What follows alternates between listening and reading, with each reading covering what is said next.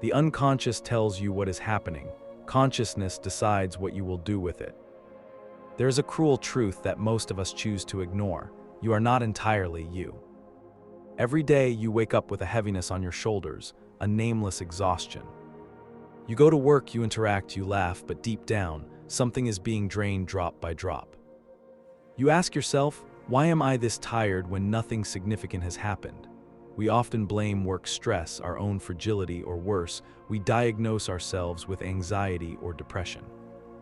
But what if I told you that this exhaustion doesn't entirely belong to you? What if it is the resonance of the emotional vibrations of dozens of people you have unconsciously absorbed throughout the day? Carl Jung, the greatest analytical psychologist of the 20th century, spent his life studying this phenomenon. He discovered a painful paradox. The vast majority of highly sensitive people are using their God-given gift as a poison. They don't just feel they are being invaded. The unconscious tells you what is happening, but consciousness decides what to do with it. However, what happens when your consciousness has never been taught how to distinguish between what is yours and what is someone else's? We are not going to talk about weakness. We are going to dissect the psychological structure of sensitive people to find out why 95% of them are destroying themselves with their very capacity for empathy. Would you dare to accept that most of the pain you carry is not yours, and that letting it go is not indifference but survival? Let's look at the bigger picture of existence.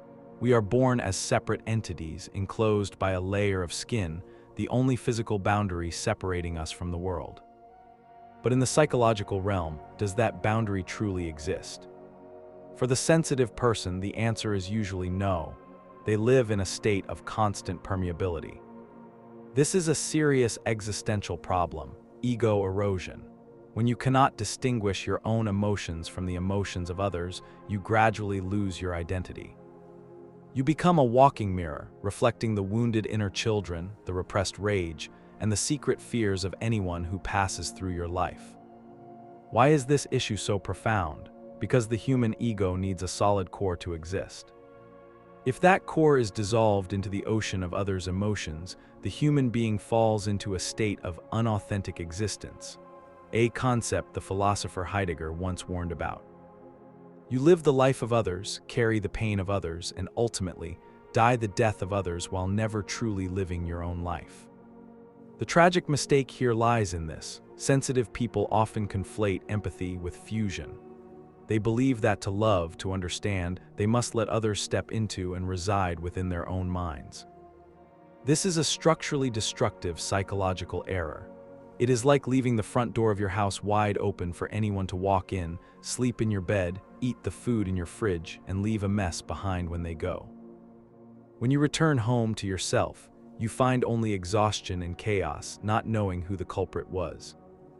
This is not just a psychological issue, it is a crisis of personality definition. Who am I if I contain everyone else? Beneath this phenomenon of fusion lies a complex psychological mechanism that Jung called psychological boundary shifting. To understand this, we need to look deep into the structure of the unconscious. In analytical psychology, every individual possesses an ego that acts as a gatekeeper. The ego's job is to filter information, deciding what is allowed to enter consciousness and what is blocked. However, in highly sensitive people, this gatekeeping mechanism is misprogrammed from the earliest stages of development.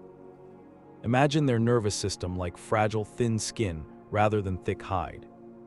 Neuroscientific research has shown that the brains of sensitive people react more strongly to environmental stimuli. Their emotional centers, the amygdala, are more active, and the connections between brain regions responsible for emotion and perception are keener. This means they receive data at a much higher resolution than most people. The hidden mechanism here is the child's survival reflex. In the early years, when a child depends entirely on caregivers for survival, reading the parent's emotions is a matter of life and death. If the parent is disappointed, the child may be abandoned. If the parent is angry, the child may be harmed. Therefore, the child's nervous system evolved to become an extremely keen psychological detector. It doesn't just hear words, it hears tone, observes facial muscles, and senses energy. The problem arises when the child grows up, but this detector mechanism never turns off. It continues to operate at maximum intensity, even when survival is no longer at stake. When a sensitive person walks into a room, their unconscious instantly scans the entire energy field.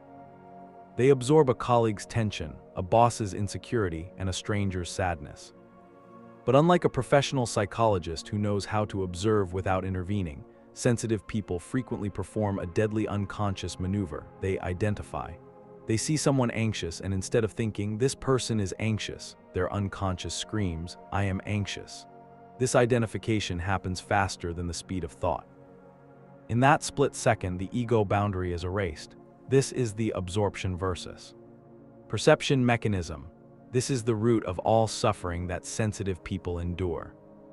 They have mistaken the ability to see with the obligation to carry. Have you ever walked into a room and felt the atmosphere was thick and suffocating, even though everyone was laughing? And when you left, you carried that heaviness with you like an invisible object. This is the truth about frequency receivers. Observe Lan, a typical office worker. Lan steps into an elevator with a colleague going through family issues. The colleague smiles, exchanges social pleasantries, and says everything is fine. But during the 30-second elevator ride, Lan feels her heart race, her palms sweat, and an inexplicable anxiety surges. She returns to her desk, unable to focus, wondering, "What is wrong with me?" This is a common error. Lan has no issue at all. She is simply a living radio receiver. Her sensitivity has picked up the emotional frequency of her colleague, a frequency hidden beneath a social mask. Jung called this ability emotional field perception.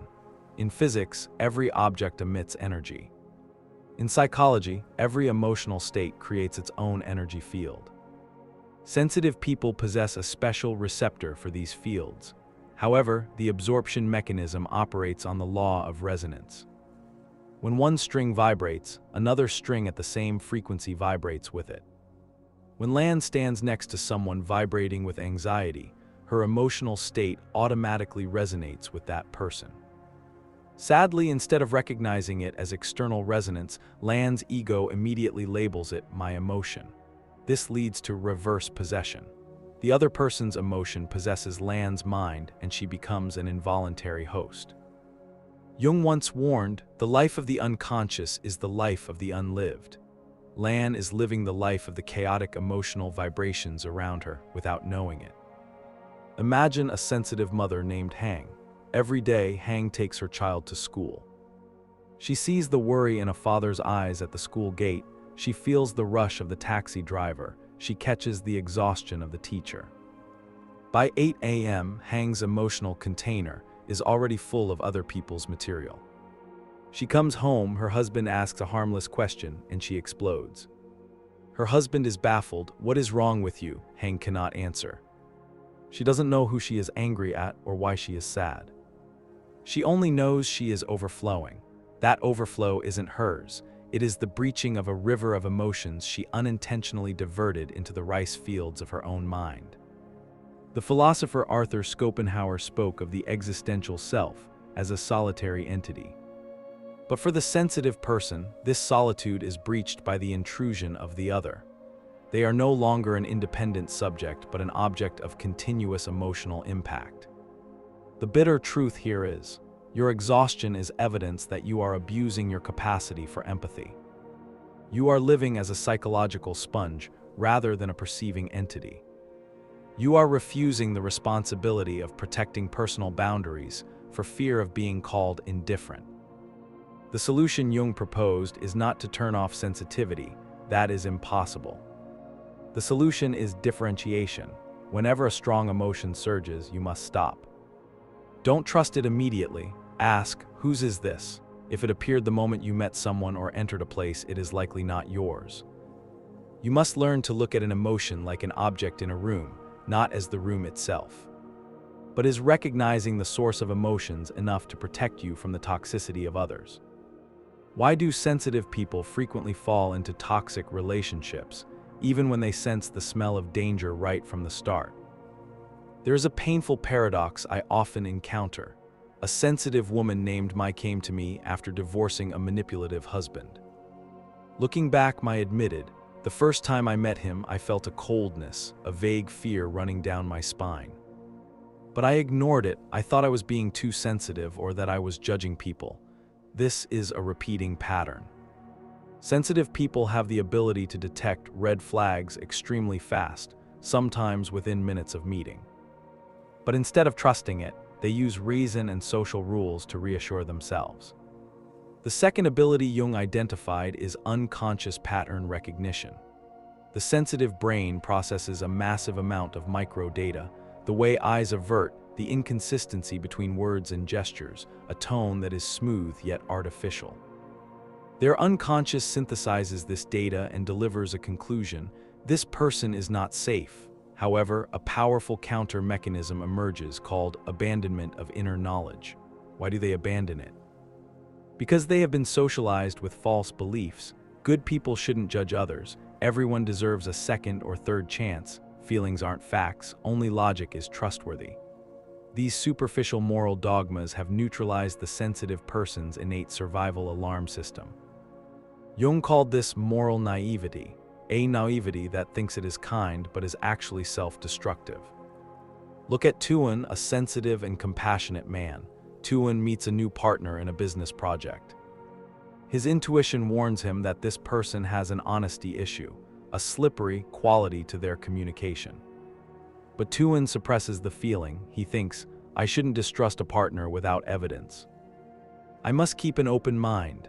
6 months later, that partner commits fraud and disappears with a large sum of Tuan's money. Tuan's pain comes not just from the financial loss. It comes from the belated realization he knew. He knew from the very beginning. He betrayed his intuition to be a good person by social standards. The philosopher Friedrich Nietzsche spoke of the herd mentality. Society imposes common moral patterns to maintain order, but sometimes those patterns run counter to an individual's survival instincts. Sensitive people, with their desire to be accepted and loved, are easily swept into this herd mentality. They sacrifice the true self in exchange for safety in the eyes of others. But the price is internal collapse. The harsh truth is this: your blind kindness is the enemy of your intuition. You are choosing social safety over your own psychological safety.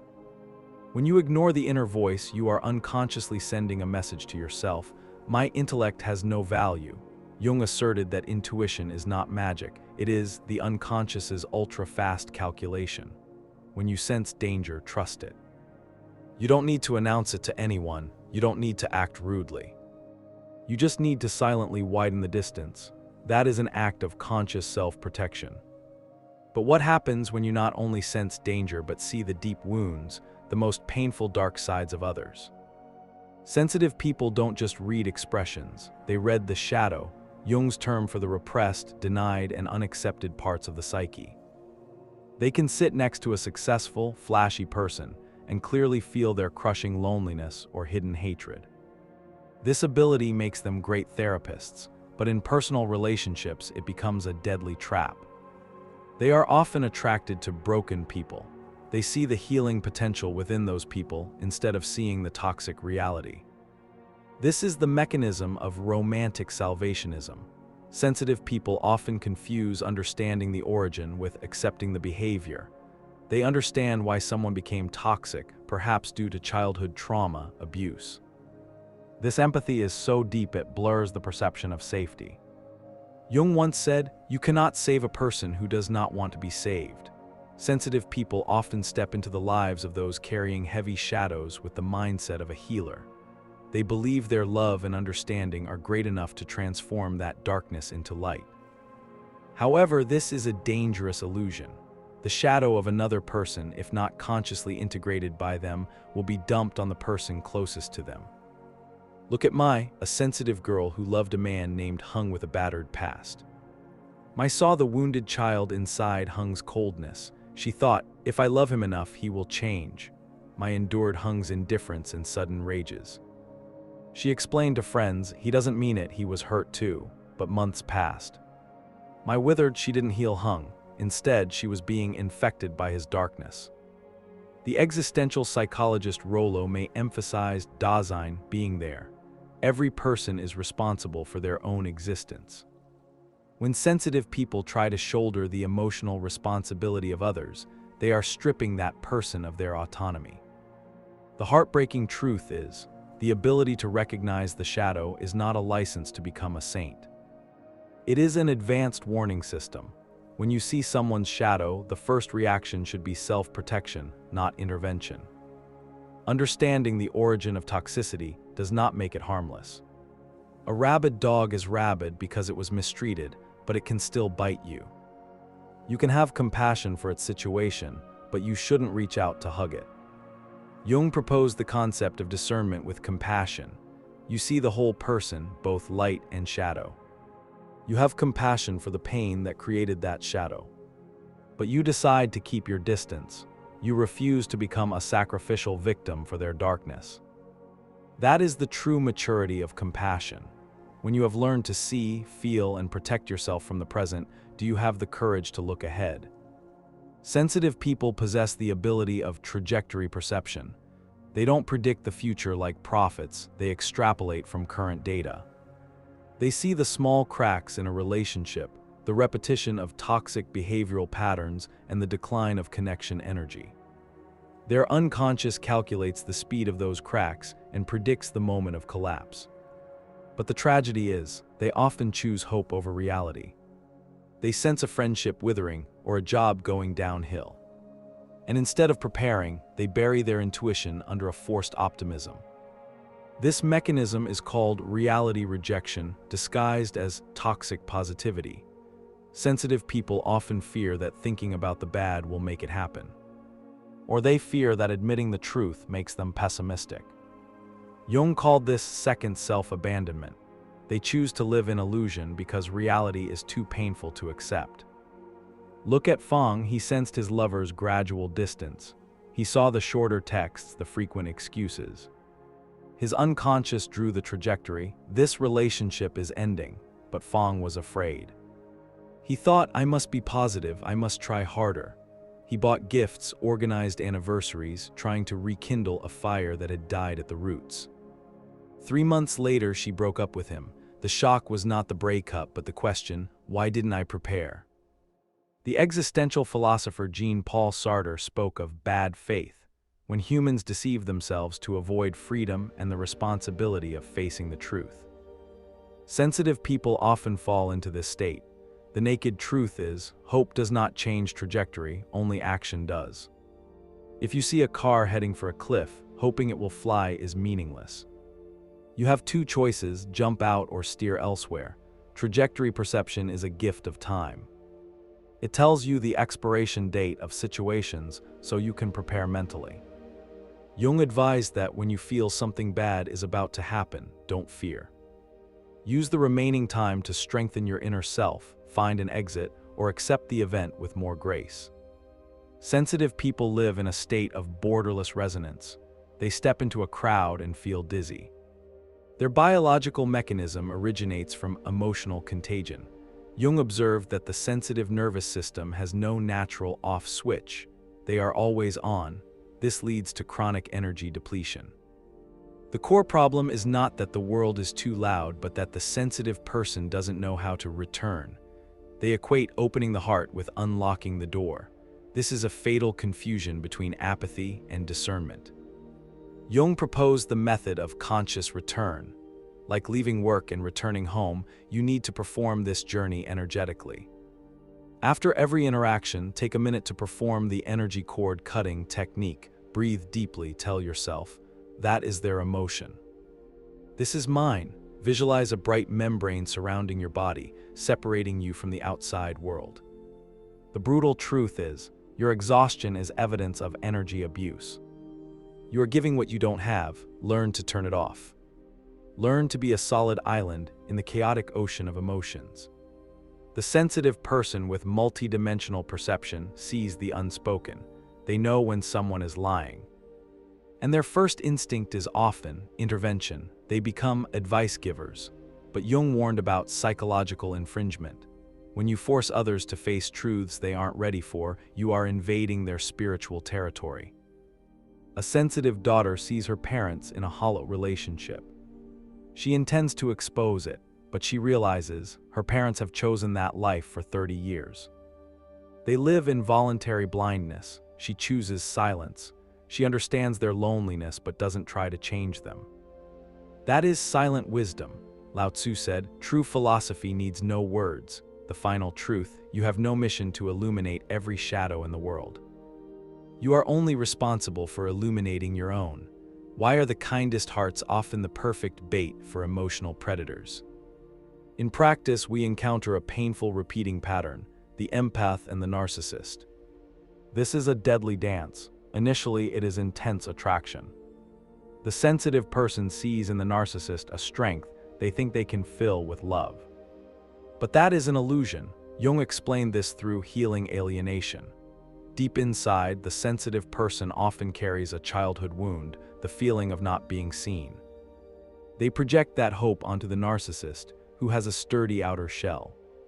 But the tragedy is, the sensitive person is seeking healing from those incapable of love. Let's talk about Hyen. She is sensitive and compassionate.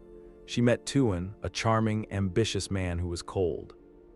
Hyen felt the void inside Tuan and decided to fill it with her love.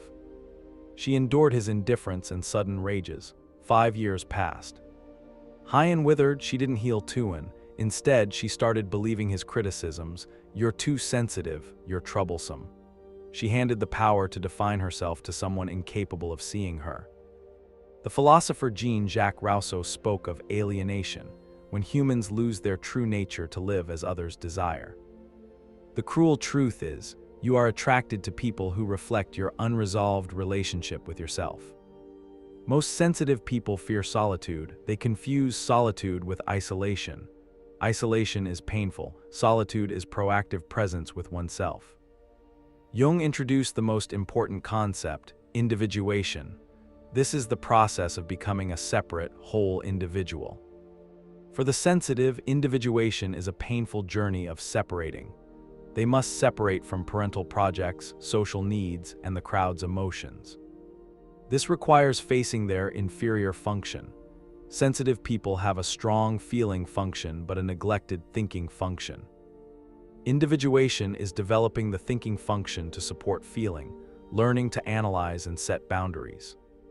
Min, a sensitive designer, always took on extra work because he felt his colleagues were worried.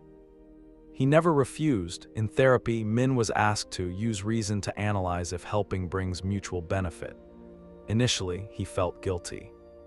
But gradually, he developed boundary thinking. He learned to say, "I understand you are struggling, but I can't help you this time." The existentialist Kierkegaard said, "Life must be understood backwards, but it must be lived forwards." The sensitive person must die a little, die to the image of the silent hero, die to the need to be needed, to be reborn as a proactive individual. Is there a compassion that does not exhaust the giver? We are taught that kindness is unconditional giving. Sensitive people operate on the open heart surgery model.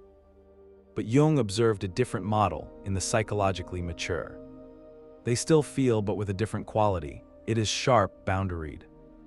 This is the difference between fusion empathy and witnessing empathy. In Buddhist and Jungian psychology, there is discriminating wisdom.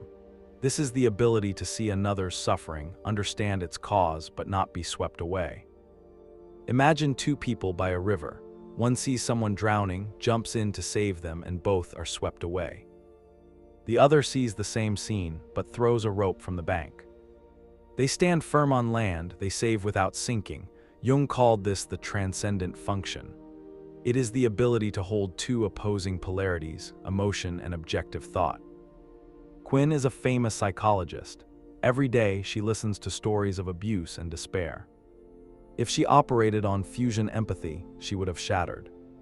But Quinn has a ritual. When a client cries, Quinn feels the pain fully in that moment. She lets it flow through her like water through a pipe, not like water stagnating in a tank. She understands clearly, this pain belongs to the client. My job is to illuminate it, not to carry it. The philosopher Spinoza spoke of understanding as the path to salvation. The final truth to be exposed is, your exhaustion is not proof of kindness. It is proof of a lack of identity. You use carrying others' pain to prove your worth. True virtue does not require self-destruction. A strong heart is a heart that knows how to close its doors when necessary. We have traversed the deepest strata of the sensitive mind. From unconscious absorption to dismissed intuition, from the seduction of salvation to the art of discernment. You are exhausted because you have lived an inverse life. You let the unconscious command, let others' emotions invade your spiritual territory. Carl Jung showed the path of individuation not to strip away your sensitivity, but to give you the power of life and death over it. When consciousness is applied, sensitivity is no longer an open wound. It becomes a sixth sense. It shows you the world in high resolution. But unlike before, you are no longer the victim of those images. You are the observer, the analyst, and the intentional actor.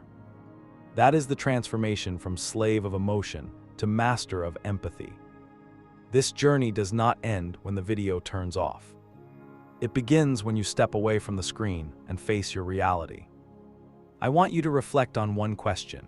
When was the one time you knew a painful truth about someone or a situation for certain, but chose to ignore your intuition to be a good person? And what price did you pay for that ignorance? Every story of yours is not just a share, but a note in the symphony of collective awakening. Thank you for your patience in accompanying this dissection.